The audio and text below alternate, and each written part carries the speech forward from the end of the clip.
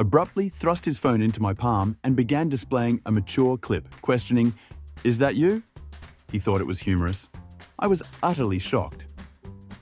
A significantly older and more experienced man remarked it would be pleasant to scatter some sand around the workplace, so I'd feel like I was at the seaside and might slip off my crimson gown. "Darling, is there a guy in charge?" he asked. This was as I handed him a corrected version of his blueprint that I repaired for him. I was an engineer and he was furious I pointed out his errors. "Shouldn't you be polishing your nails or something?" It was my first role after university, and he was roughly 2 decades older than me.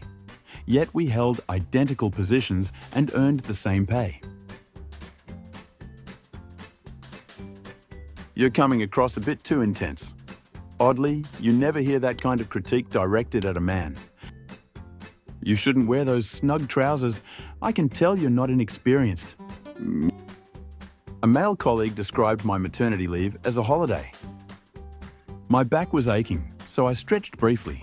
He saw this as an opportunity to remark on the size of my chest in front of everyone in our shared office space. I was leading a new product rollout and had a meeting with all the department heads, all male, to align schedules and strategies.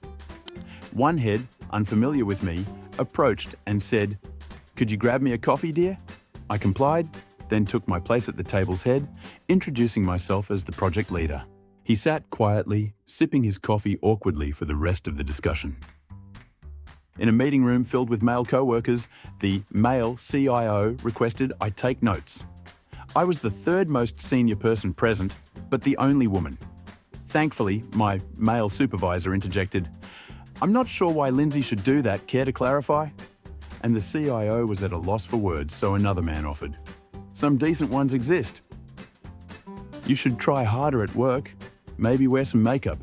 He was in his 40s, I was 23, and it was our first meeting since I'd only been there a few months.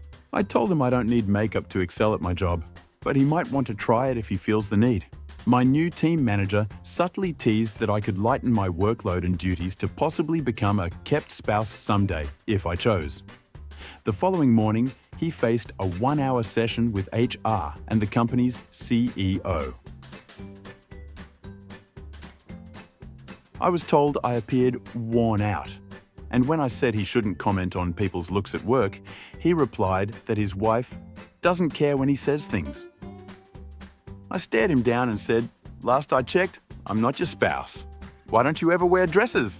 I fired back with the same question. I am a chef. If you step into the cooler for a moment, I could smack that foul mood out of you. He was married and my supervisor.